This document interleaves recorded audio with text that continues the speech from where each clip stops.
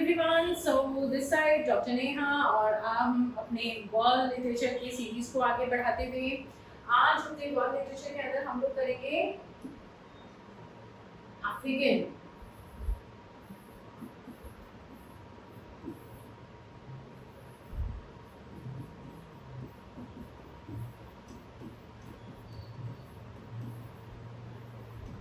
हम अपने इस वर्ल्ड लिटरेचर की सीरीज में आज करने जा रहे हैं African literature.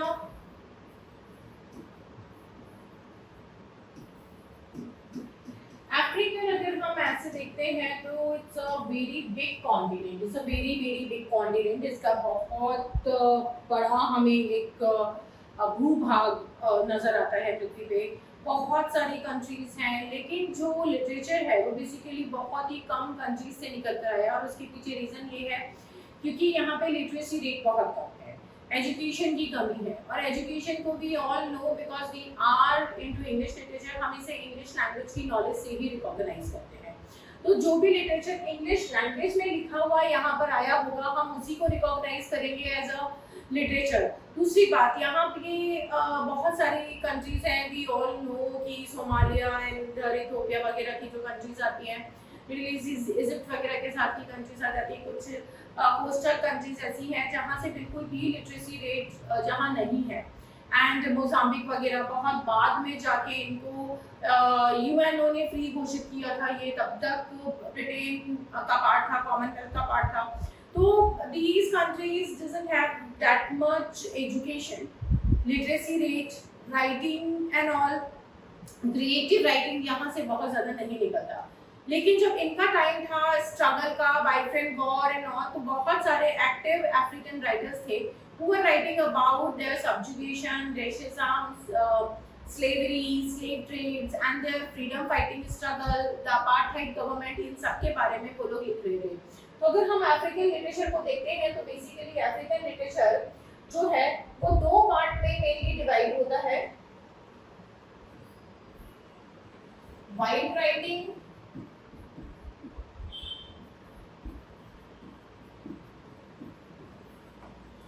And black writing. White writing वहां पे रहने वाले जो यूरोपियंस थे, जो ब्रिटिशर्स थे या फ्रेंच थे, पोर्टुगीज कॉलोनी भी थी, स्पेनिश कॉलोनी भी थी, इटालियन भी थे, तो ये लोग जो वहां पे चले गए थे उन्होंने जो राइटिंग्स की इनके फेवर में या अपने खुद के लिए, वो सारी राइटिंग्स यहाँ पर आ जाती हैं वाइट राइटिंग्स के अंदर। इसमें जो लिटरेचर हमें मेनली हम पढ़ रहे हैं या पढ़ने की कोशिश कर रहे हैं उसमें क्या आता है, वाइट राइटिंग्स के अंदर आपका मेन आता है अपार्थाइड, जो ब्लैक्स ने भी एक दो ने लिखा है उस टाइम की गवर्नमेंट के अगेंस्ट, ब्लैक राइटिंग्स के अंदर भी आता है। इनमें जो पॉइंट्स आएंगे वो आएंगे आपके अपार्थाइड,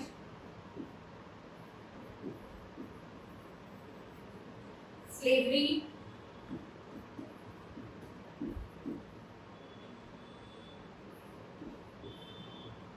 बाइफ्रा,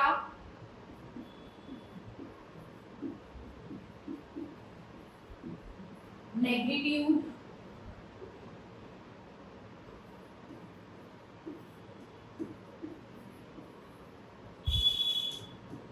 subjugation,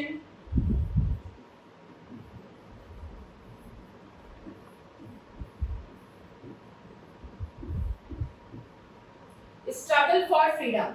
ये आपके मेजर टॉपिक्स हैं जो कि इसमें आपके अफ्रीकन राइटिंग्स के अंदर कवर होते हैं। इसके अलावा जो कॉमन टॉपिक्स हम जितने भी इस तरीके के लिटरेचर है उनमें पढ़ते आ रहे हैं, उस तरीके बहुत सारे कॉमन टॉपिक्स यहाँ पर आएंगे, लाइक फेमिनिज्म, यहाँ पे ब्लैक फेमिनिज्म के नाम से है या इसमें आ जाएगा। सेकंड, स्लेव ट्रेड, यहाँ पे मेन इसमें आता है इनह्यूमैनिटी, ठीक है। देन कॉलोनाइजेशन,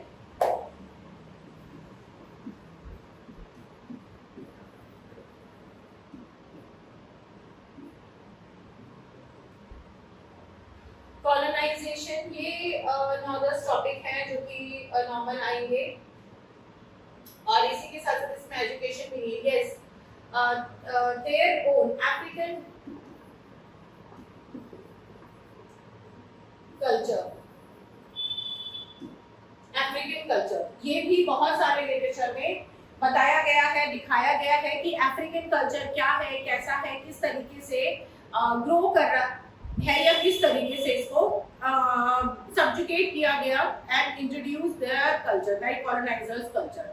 ये हम इसमें करेंगे। So let's start with the African literature. इसमें क्या क्या चीजें हैं? सबसे पहले यहाँ पे ओरल कल्चर, ओरल लिटरेचर से ये सब स्टार्ट हुआ है। अगर हम देखते हैं,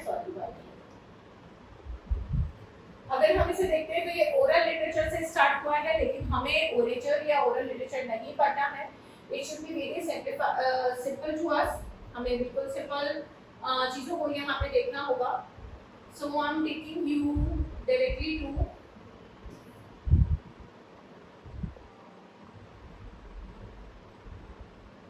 yes, these are the four criteria on which the literature is being written and divided. मैंने जो ये अफ्रीकन लिटरेचर को डिवाइड किया है वो इन 4 क्लासिफिकेशंस पे किया है और हम इसी को करेंगे। मेन हम लोग यहाँ पे करेंगे अपार्थाइड लिटरेचर, ठीक है, जो भी मैंने बताया वाइट राइटिंग्स के अंदर स्लेव नरेशंस हैं, जो स्लेव्स ऑलरेडी वहाँ पे काम कर रहे थे और उनके साथ जो जो भी अत्याचार हुए, जो चीजें हुई, उन्होंने उसको नरेट करा है, वो सब यहाँ पे दिया गया है। देन आता है ब्लैक राइटिंग्स। ब्लैक लोगों ने अपने सब्जुगेशन, अपने डेली रूटीन के काम, अपने जो कोर उनका खुद का कल्चर है, लाइक नाइजीरियन कल्चर है, सोमालियन कल्चर है, इबो कल्चर, चिनुआ इचेबे ने बात करी, उस तरीके के अपने अपने ट्रेंड्स एंड कल्चर्स की बात करी, अपने ट्राइबल कल्चर की बात करी है। And they have reflected various wars in that also, pirate war, Mau Mau war, ये बहुत सारे civil wars against the rulers थे, उनको भी देखेंगे। फिर हम यहाँ पे फोर्थ में आते हैं अफ्रीकन अमेरिकन राइटिंग्स। इसमें जो यहाँ से स्लेव्स अमेरिका ट्रेड कर दिए गए थे, उन लोगों के साथ वहाँ पे क्या हो रहा था, उन लोगों ने भी अपनी जो है राइटिंग्स करी, जो हर्टन renaissance and contemporary literature, 2 part में डिवाइड करके हम यहाँ पे पढ़ेंगे। तो इस तरीके से आपका अफ्रीकन लिटरेचर स्टार्ट होगा। Now start with this apartheid. Apartheid होगा क्या है? अपार्थाइड बेसिकली एक रेशियल सेग्रीगेशन सिस्टम है, जो कि खुद की नेशनल पार्टी गवर्नमेंट, मतलब कि उन्हीं के लोग जो सत्ता में आए थे, उन लोगों ने किया था 1948 से 1994 तक इन लोगों के साथ। स्पेशली साउथ अफ्रीका में ये चीज हुई थी, वहाँ के लोगों को सब्जुगेट किया जाता था, ब्लैक लोगों के साथ इम्पार्शियलिटी होती थी, उनको किसी भी चीज के लिए सजा सुना दी जाती थी, फांसी दे दी जाती थी, कुछ भी जो व्हाइट्स को ठीक लगता था। लेकिन जो गवर्नमेंट थी वो ब्लैक्स की ही थी, but they were also overruled by the white, चाहे वो सत्ता में है व्हाइट्स या नहीं है, लेकिन they are controlling the nation. और जो रूलिंग पार्टी है वो भी इन्हीं के हिसाब से, इन्हीं के फेवर में चल रही थी, अपने खुद के लोगों को नजरअंदाज करके उनके जो राइट्स है उनको कर्टेल किया जाता था। नाउ एंटी अपार्थाइड लिटरेचर को हम पढ़ेंगे इसमें। अब अफ्रीकन लिटरेचर जो इस टाइम का लिखा गया था, जो एंटी अपार्थाइड या व्हाइट राइटिंग्स जो हो रही थी, वो किस किस में हुई थी? सबसे पहले व्हाइट राइटिंग्स जो है वो अफ्रीकानर में, इंग्लिश में। अफ्रीकानर क्या है? Afrikaner is a mixture of French and main South African language जो थी उसे हम अफ्रीकन लैंग्वेज बोलते थे, साउथ अफ्रीका से अफ्रीकन लैंग्वेज, एंड फ्रेंच इसमें मिक्स होने के बाद इसको अफ्रीकानर लैंग्वेज बोला जाता था। This is Afrikaner. And then इसके बाद आई इंग्लिश लैंग्वेज, इसमें सबसे ज्यादा लिटरेचर लिखा गया। थर्ड यहाँ पर आती है होसा, स्वाहिली एंड सिस्वाती। ये लैंग्वेजेस हैं जिसको आपको नाम भी ध्यान रखने हैं। इन 11 के 11 लैंग्वेजेस को देखो कि कौन सी लैंग्वेजेस सबसे ज्यादा फेमस थी। ये 11 लैंग्वेजेस थी। इसमें इन 5 लैंग्वेजेस में सबसे ज्यादा लिटरेचर लिखा गया है। ये 2 prominent, these 2 are prominent languages, और इसमें English is the main.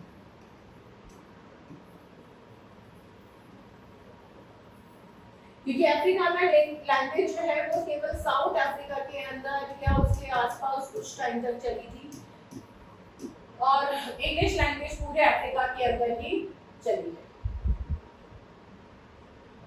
Then apartheid के ये आपके 13 राइटर्स हैं, ठीक है। इसमें टेबुलर फॉर्म में आपको इजीली दे रखा है। आपको इसमें से कौन कौन से राइटर्स करने हैं वो मैं बता देती हूँ। जैसे लियोपोल्ड एंड लैंग्सोवन, इनका केवल एक ही वर्क है, डायस्टेम, जो कि अब साउथ अफ्रीका का उस टाइम पे नेशनल एंथम बन गया था, शायद आज भी हो। उसे लियोपोल्ड एंड लैंग्सोवन ने लिखा था, ये बस इसीलिए फेमस है। हेनी ओचन is a cabaretist, Breyten man is a poet जो बाद में वापस फ्रांस चले गए थे। Arthur Peck was the most important writer of the world. अभी इनका डिटेल देखेंगे हम लोग। ऑलिव शिनर एक दो वर्क के लिए फेमस है। मॉर्गन वेनिसेरोटे फर्स्ट ऐसे राइटर है जिनको इम्प्रिजनमेंट हुआ था टेररिस्ट एक्ट के अंदर।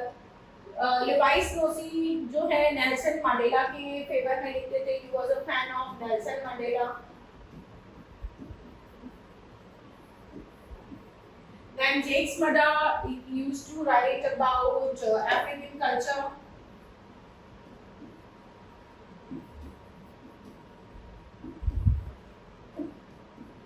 ये tribal and local culture and tradition को भी रिप्रेजेंट करते थे। Miriam Lali she used to talk about the subjugation and struggle.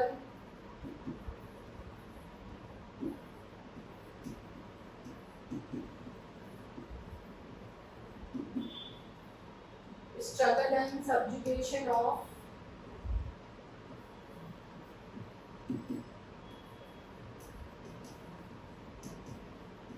African Zen poetry. ये जो राइटर है he is again Booker laureate, Nobel laureate, Richard Wright and Alan Paton again very important writer. ठीक है, इन दोनों ने जो आपके ये राइटर्स हैं J.M. Coetzee, Nadine Gordimer, they talked about anti-apartheid के बारे में mainly बात कर रहे हैं। Same with Alan Paton.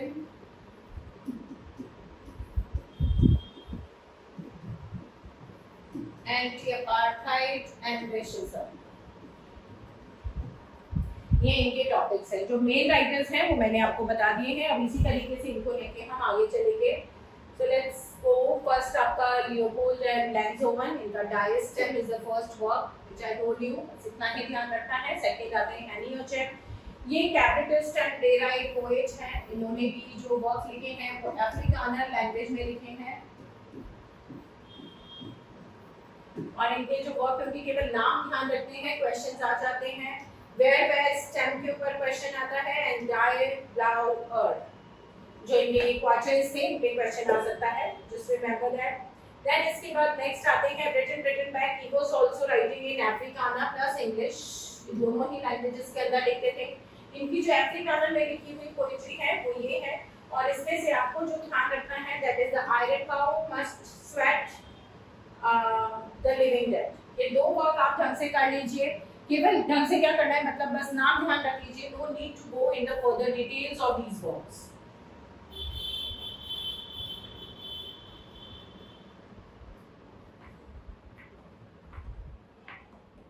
Next now poetry in English, इसमें आपको करना है catastrophe, the true confession of an albino terrorist. This is very important. This is about anti apartheid and African struggle.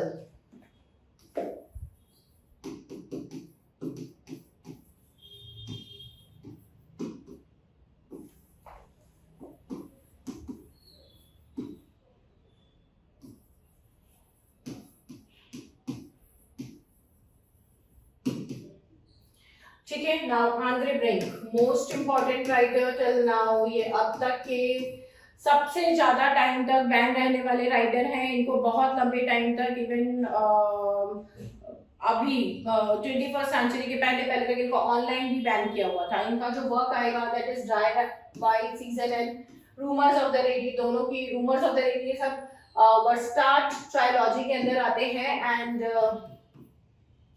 ये दोनों आपको वर्क पढ़ने हैं।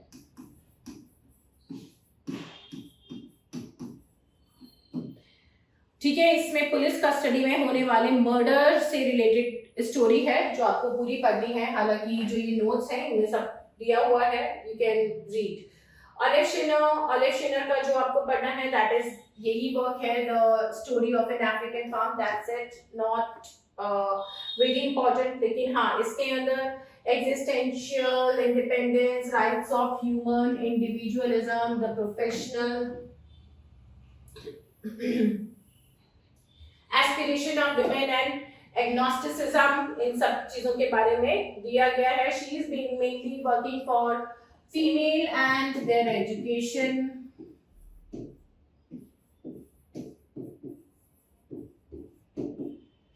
इन्होंने इन 3 चीज को टारगेट किया है, female education and freedom. Next आते हैं मॉर्गेन वेले सैलुटे। मैंने आपको बताया था he was the first writer to get arrest under the terrorist act 1969। इनसे पहले कभी भी किसी को इस मूवमेंट के अंदर अरेस्ट नहीं किया गया था, लेकिन इनको किया गया। And he belong to the black consciousness movement poetry, इससे ये बिलोंग करते थे। इनको इसमें अरेस्ट भी किया गया। Now his work Yakhal'inkomo no baby must weep, इसका नाम ध्यान रखेंगे। History is the only address, इसका नाम ध्यान रखेंगे। नॉवेल्स में इनके ये नॉवेल को आपको ढंग से पढ़ना है। To every bird its blood and scatter the ashes and go. हालांकि gods of our time is also important, लेकिन this is very very important.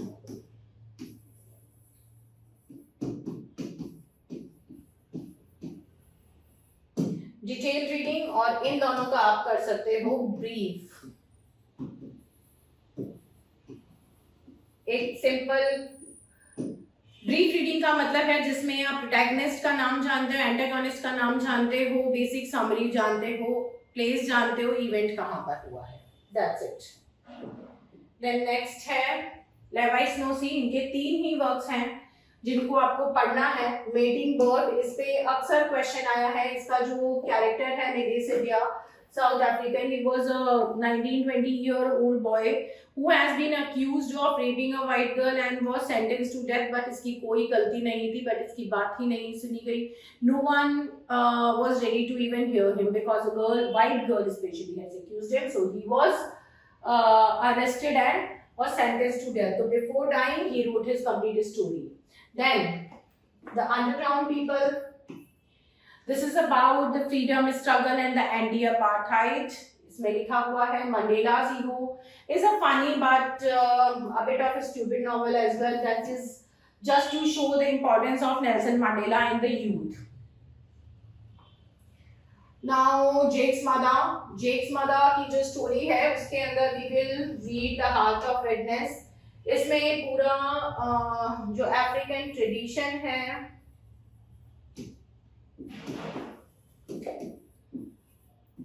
African tribal culture and tradition, beliefs and superstitions,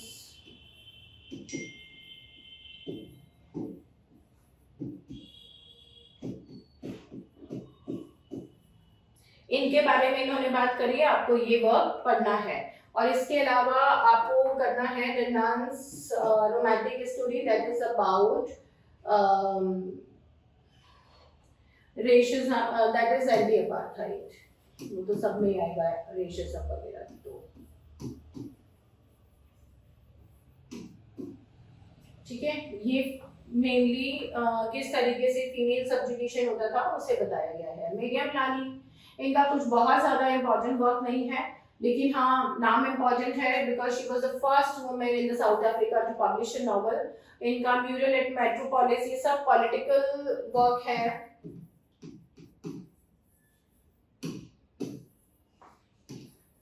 political and social satires, ये सब इसके बारे में है। और इनका जो वर्क है आप म्यूरल एट मेट्रोपोलिस का नाम ध्यान रख सकते हैं, नॉट वेरी इंपॉर्टेंट। अभी तक की इसमें से आंद्रे ब्रेक को मैंने इंपॉर्टेंट बताया है, जेक्स मडा का एक एक वर्क इन सबके बताए हैं। J M Coetzee, a very very important novelist like Andre Brink. इनको जो है ये मस्ट रीड है और इनका कंप्लीट रीडिंग आपको करनी है। इसमें ये लगा लीजिए आपके 10 to 12 राइटर्स निकलेंगे जो मोस्ट इंपॉर्टेंट राइटिंग्स में से बताऊंगी मैं, और उसमें से जेम कोएट्जे एक है। तो इनका आपको जो पढ़ना है that is heart of the country, waiting for the barbarian life and times of Michael के, डिसग्रेस। ये 4 वर्क है मेनली जो आपको इनके करने ही करने हैं। एनी हाउ इनमें से आप कॉम्प्रोमाइज नहीं कर सकते बिकॉज ये ऐसे वर्क है इनके 4 जिसमें he talked about what was going in the heart of the country, how the white government was troubling the black people, the resident of the land, they were asked to compromise, they were asked to change their religion, their work, and to submit themselves for the submission in front of the government, and injustices in the city, in सब में वही चीजें बताई गई है. Even disgrace में how the disgrace and the things but white were doing to the black was also coming back to them also. ठीक है, तो ब्लैक्स भी कहीं ना कहीं जब रिवोल्ट करते थे तो व्हाइट्स की गर्ल्स को मोलेस्ट करते थे या उनके लैंड ऑक्यूपाई कर लेते थे, उन्हें डराते थे, धमकाते थे. वो चीजें हमें इसमें भी देखने को मिली. And Life and Times of Michael K is very very important to read. Similarly, The Time Mortimer, very very important to read. Nobel laureate हैं, एंटी अपार्थाइड राइटिंग है. इन्होंने अपना बचपन सब वहीं पे बिताया था साउथ अफ्रीका में. अपने सारे एक्सपीरियंसेस को मिला के इन्होंने ये नॉवल लिखा है, जिसके अंदर इनका आता है the late Wordsworth, The Conversationist, Burgess' Daughter, Julie's People, My Son's Story. That's it. And No Time Like Present is okay to read. It's I won't say this is must read, but in some works के अंदर freedom fighting,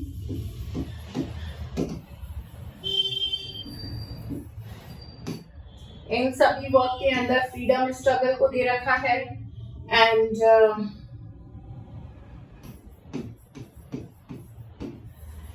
greed of white people,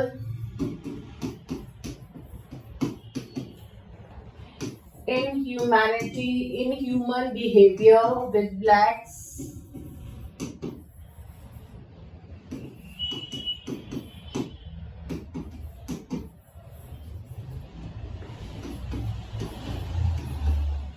ठीक है. You can say black Africans.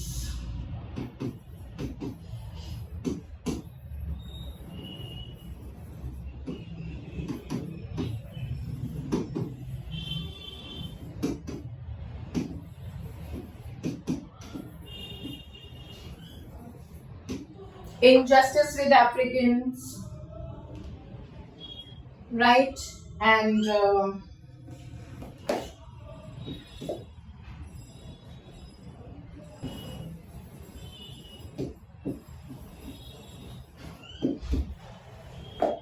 colonization and barbarism. ये main है. She basically has portrayed the cruelty of the white people with black. Richard tribe का benchmate से हम छोड़ सकते हैं. इनका मेन जो आता है बकिंगम पैलेस डिस्ट्रिक्ट 6, इसके ऊपर कभी हो सकता है मैच फॉलोइंग उसके लिए क्वेश्चन आ जाए, otherwise you can just leave this writer. Then next आता है Elon petal. Obviously we can not leave this writer, it's important. और इसमें आएगा cry the beloved country, main और south African tragedy. Knocking on the door, ये जो topic है ये this is also about politics. ये सब एक जैसे ही हैं, बट आप इसको भी पढ़ ही लीजिए. These 3 works are important. ठीक है, इनके डिटेल्ड स्टडी करनी है. डिटेल्ड स्टडी के अंदर not like brief, but detailed study के अंदर आपकी complete story and every minute detail. ये ध्यान रखना, इसके अंदर every minute detail you need to know. कुछ भी पूछा जा सकता है एग्जाम के अंदर. कौन किसका क्या लगता है, वहां पे गए थे तो क्या हुआ था, जेल में पर्टिकुलर कौन गया था, उसका रीजन क्या था, चीजें जो भी हैं वो सब यहाँ पे दिखाई जाएंगी, क्योंकि इसमें इनजस्टिस एंड क्रूएलिटी को ही शो किया गया है. Now we are moving toward the second section, that is slave narration. इसमें केवल एक राइटर है जो सबसे ज्यादा फेमस हुआ, ऑल्ड्राइट मानू, और इनके नैरेटिव्स के बाद ही जो है ये सारे राइटर्स भी लिखने लगे. लेकिन इनके नैरेटिव्स ने बहुत ज्यादा चेंजेस लेकर आए थे सोसाइटी में. इवन जो कॉलोनाइजर्स हैं उनके थॉट्स में भी बहुत सारे चेंजेस आए केवल इनकी राइटिंग्स के बाद. तो इसमें ऑल्ड्राइट मानू इज इम्पोर्टेंट, और इन सारे के जितने भी राइटर्स हैं उनके वर्क्स जो भी मैं निशान लगा के करूंगी, उन सब के आपको केवल नेम याद रखने, किसी की डिटेल नहीं पढ़नी है. फर्स्ट ऑल्ड्राइट मानू, इनके वर्क यही है, द इंटरेस्टिंग नैरेटिव ऑफ ऑल्ड्राइट मानू, दैट्स इट. इसे आप पढ़ेंगे. एंड जोसेफ हेवुड का Ethiopia unbound the only work, इसे ध्यान रखें क्योंकि इसमें हो सकता है मैच द फॉलोइंग आ जाए, चारों पांचों के नाम आ जाए, उनके वर्क्स पूछे जाए। Then Lucy Terry bar fights, Herbert Dhlomo, इनका the girl who was killed to save and Shaka the living dead, ये तीनों इंपॉर्टेंट वर्क हैं इनके। जुपिटर हैमिल का evening thought. Third section black writings में आते हैं। इसमें जो आपके राइटर हैं वो मेनली 8 हैं और ये सारे के सारे इंपॉर्टेंट हैं। इसमें बोलसोइन का इज वेरी इंपॉर्टेंट, चिनुआ एचेबे, बुची एमचेटा, गुकिवा थेंगो, चितामनंदा नगोजी अदीची, ये राइटर हैं। हम वैसी है डुरुद्दीन फरार, बैन ओकरी को छोड़ सकते हैं। बैन ओकरी भी इंपॉर्टेंट राइटर में से ही आता है, पर इनका एक ही वर्क हमें देखना है। Now, Bolsoinka is very important. He is a Nobel laureate and diaspora writer. He was the first African to get Nobel Prize. इससे पहले white को मिला था, blacks में he was the first person to get the award. और इनका जो work है लॉयन एंड द ज्वेल, इस पे बहुत क्वेश्चंस आए हैं, ये डीयू के और काफी सारी यूनिवर्सिटी के सिलेबस में है, please do that. Then trials of brother Jero, dance of the forest, ये जो वर्क है ये world war 1,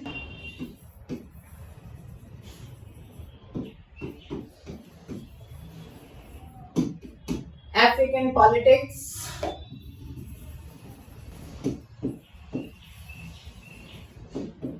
colonization,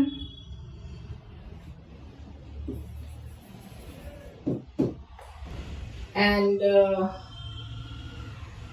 white rulers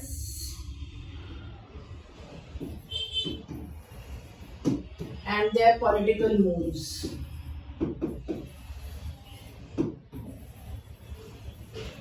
ये इसके ऊपर ही लिखे हुए वर्क्स हैं, dance of the forest, these are all radio plays.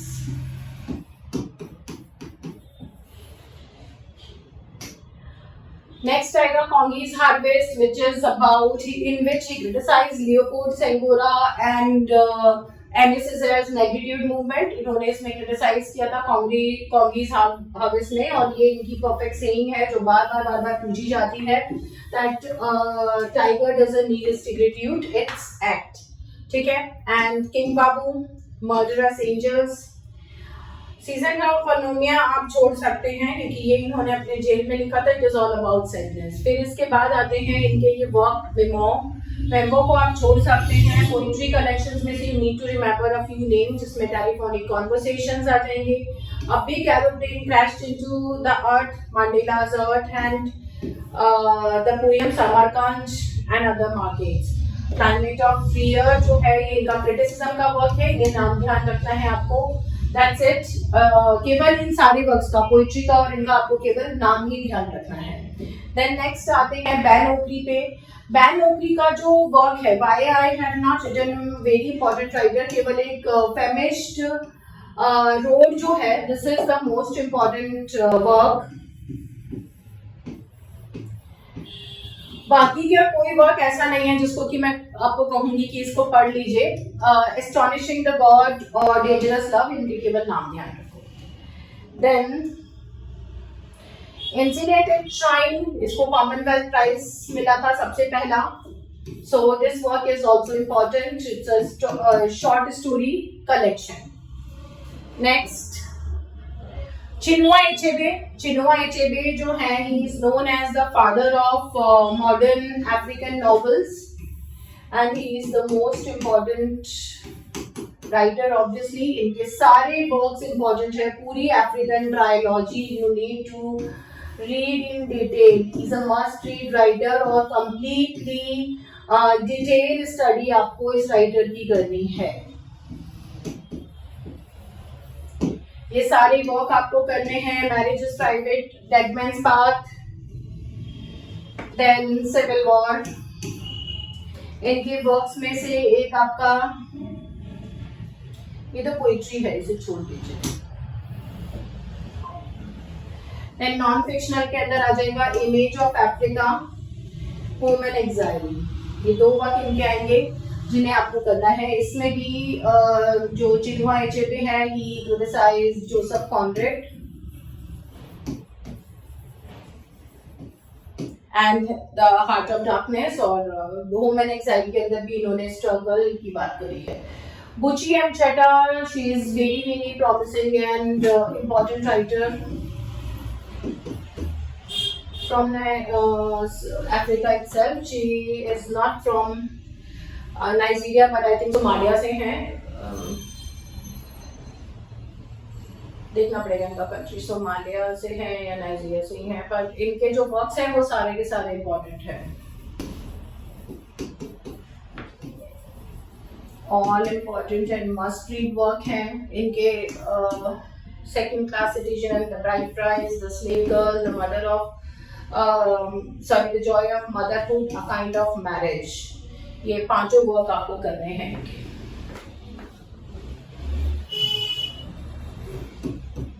Detail में अभी तक जितना भी करवाया था डेली उसमें इतना ज्यादा नहीं था, लेकिन इनमें ज्यादा है। ठीक है, रेप ऑफ शावी, ये भी इनका इंपॉर्टेंट है। Destination of बायफ्रा।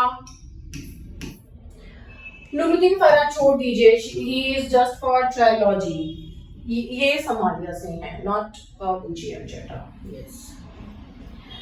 Then Bessie Head का looking for a rain god and when the rain clouds gather, ये दो वर्क हैं जो इनके इम्पोर्टेंट है, बाकी के हम नहीं कर रहे हैं। देन नेक्स्ट आते हैं गुगीवा थेंगोपे, is also one of the important writer, काफी इम्पोर्टेंट राइटर है।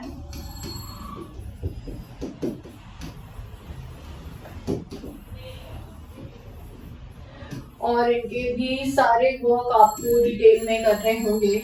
The black hermit, wheat not child, the river between the grain of wheat, petal of blood, devil on the cross.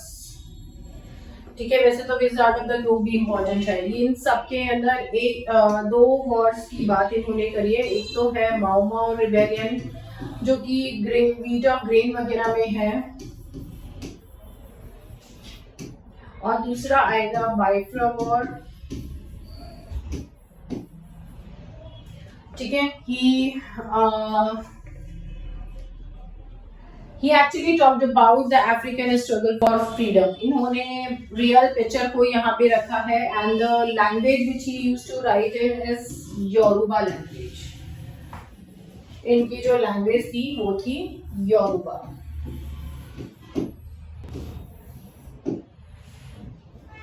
ठीक है, इनका trials of डिजन के माथी ये play, और I will marry when I want, ये भी इनका इम्पोर्टेंट है।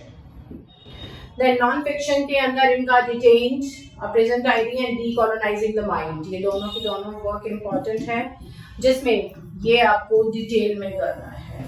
ये 4 पार्ट में है, इसके चारों पार्ट आपको पता होने चाहिए। उसेम सिम्बेनी छोड़ दीजिए। He was a modern filmmaker and director. He used to write a script and make African films on that. Father of African films कहा जाता है इनको, छोड़ दीजिए। Then आते हैं हम अफ्रीकन अमेरिकन राइटिंग्स के ऊपर। इसमें सबसे पहले आते हैं W.E.B. Du Bois। ये जो राइटर्स हैं ये हार्लेम रेनेसेंस के उसमें आते हैं। आप जानते हैं हम लोग हार्लेम रेनेसेंस जो करते हैं, Harlem renaissance is a very very important revolution in America for the blacks to get their identity, to get their rights of publication, reading, writing, education and slavery. उन सभी के लिए इन्होंने हार्लेम रेनेसेंस हुआ था, जहाँ पे इन्होंने इक्वालिटी की बात करी थी। इनके तो वर्क भी पब्लिश नहीं होते थे, यहाँ से शुरू हुए। W.E.B. Du Bois has played a very very important role in that. इनका Souls of Black Folk and Study of Negro Problem, Philadelphia Negro, ये तीनों वर्क इम्पोर्टेंट है। ठीक है, इसकी आपको करनी है ब्रीफ रीडिंग।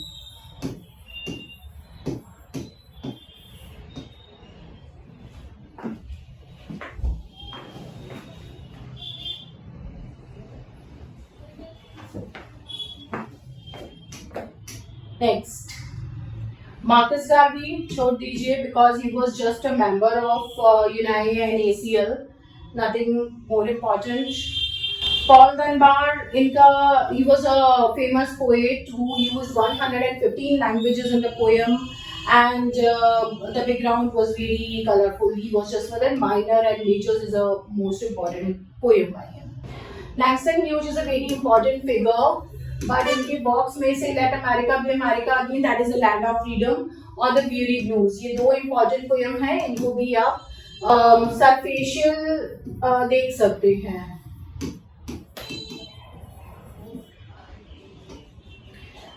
क्लॉड मार्के छोड़ देंगे। Zora Neale Hudson, very very important. She was a novelist. The Rise of Watching God and Moses, the Man of Mountain. ये दोनों की दोनों important novels हैं इनकी, and detail reading करनी है इनकी। Second thing इनकी Harlem Renaissance के साथ जो theme जाएगी वो है feminism. This is also important. Dorothy West छोड़ देंगे। Wallace Thurman, blacker the berry, ये इंपॉर्टेंट है इनका। Chidanand Ghosh ji, she is also an important writer and इनका जो वर्क हम देखेंगे इसमें purple hibiscus, half yellow sun and Americanah, तीनों वर्क इम्पॉर्टेंट है and you need to do a detail study on that. बहुत इम्पॉर्टेंट वर्क है, मस्ट रीड है, बिकॉज इसमें से कहीं से भी कोई भी क्वेश्चन आ सकता है। देन आते हैं आपके अफ्रीकन अमेरिकन कॉन्टेम्पररी राइटर्स, इसमें जेम्स बैल्विन बहुत इम्पॉर्टेंट है, बट इनके जो वर्क्स हैं उसमें से woman helped on a mountain and Jumani's room, ये दो वर्क हैं जो आपको डिटेल में करने हैं, पढ़ने हैं, ढंग से पढ़ने हैं ये वर्क।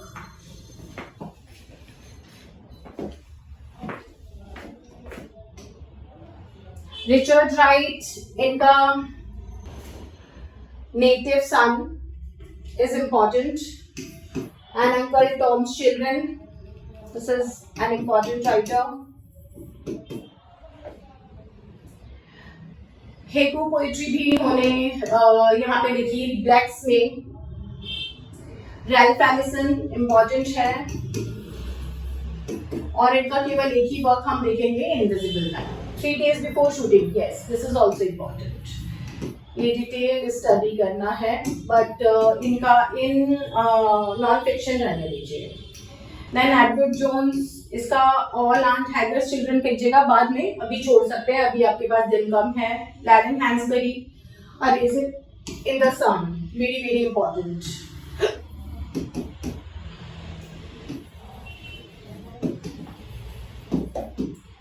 मस्ट रीड वर्क है। देन आते हैं हम जेम्स इमैनुअल के ऊपर। जेम्स इमैनुअल का जो वर्क आएगा वो आपका इसका केवल जैज के लिए ही है, बाकी डार्क सिम्फनी, ये दो वर्क हैं जिनको आप ध्यान दे सकते हैं, बाकी छोड़ दीजिए। साइरस कैसल को भी छोड़ देंगे। नताशा ट्रेटवे, इनका Bellocq's Ophelia and beyond Katrina poetry लिखी थी इन्होंने, यहाँ पे for the disaster whatever has happened in America and American coast. Alice Walker, obviously very very important writer. The purple, color purple, to hell with dying.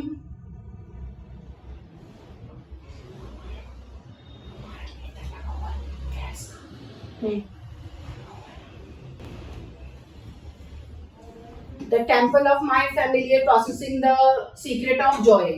ये 4 work हैं इनके जो आपको करने हैं, that should be in detail. And इसमें एक ध्यान रखिएगा, इनकी टर्म आती है विमेनिज्म एक तो, और दूसरा आता है ब्लैक फेमिनिज्म, ये दोनों टर्म इन्हीं की है, ठीक है। नॉन फिक्शन में छोड़ दीजिए, ये रहा feminist prose. Alex Haley, roots, this is important. And दूसरा इनका ऑटोबायोग्राफी ऑफ मॉलकॉम एक्स भी इम्पॉर्टेंट है, जिसमें इन्होंने इनकी जितनी भी इंटरव्यूज हैं उनको कंपाइल करके दिखाया है। Rita Dove, she was also poet laureate, but इनकी पोएट्रीज हैं on the bus with Rosa Parks, grace notes, sonata mulattica. मैंने कल आपको निकोलस ग्रेस का बताया था, रोजा मे का बताया था, उन दोनों का जिक्र यहाँ पर है। देन ये छोड़ दीजिए। नेक्स्ट आएगा Maya Angelou. She is also a very important poet, क्योंकि इनके बिना अमेरिकन पोइट्री को हम कंप्लीट नहीं समझते, और इनकी जितनी भी पोएम्स हैं उनको आपको नाम एटलीस्ट याद रखना। I know why the caged bird, sing, gather together in my name, singing and getting married like Christmas, mommy and mom, like, ठीक है, ये सारा आपको इसमें करना है। She is important and but you need to remember the name only, और बाद में थोड़ा सा इसका डिटेल कर लीजिएगा क्योंकि सब ऑटोबायोग्राफिकल है। देन आते हैं Tony Morrison, very very important writer. Obviously she is must read and all the work has to be read in detail. आपको इनका Bluest Eye पढ़ना है, सूला पढ़ना है, Songs of Solomon पढ़ना है, तार बेबी, Beloved, Jazz, Mercy, इन सारे वर्क को डिटेल स्टडी करना है with like every minute detail should be there. ये ध्यान रखिएगा, कुछ भी पूछा जा सकता है, everything is very important. And then इसके बाद आते हैं हम इनके प्लेस पे, that is Desdemona. And Desdemona में डेस्डेमोना के कैरेक्टर को लेके कराए। And dreaming Emmett, it is about the first white women करके है ये, फर्स्ट वाइट विमेन, ठीक है। Then non-fiction is very important. इनका Play in the Dark and Burn This Book, ये दोनों बहुत important है and read in detail.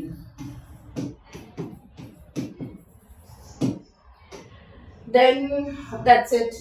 African movements काफी सारे हैं, अगर आप इसमें देखेंगे, एक आपको मैंने करवाया है अभी, Harlem Renaissance,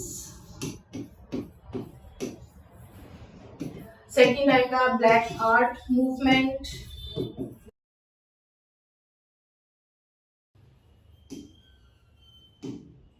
थर्ड आता है black mountain movement.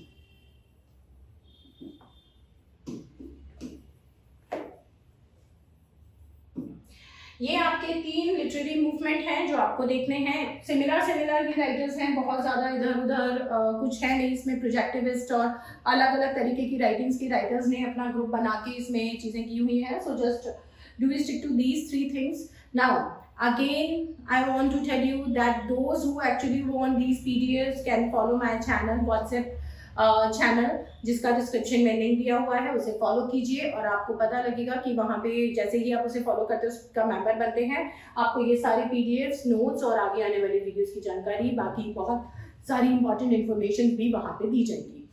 So till then, now we are on the last edge और last step of our world literature या कॉमनवेल्थ लिटरेचर के हम लास्ट स्टेप के ऊपर हैं, जिसमें हमने अफ्रीकन का कर लिया है। आपका इंडियन एंड एशियन लिटरेचर बचा है, उसे हम कल की क्लास में फिनिश कर लेंगे एंड हमारा एक बहुत बड़ा सेशन यहाँ खत्म हो जाता है।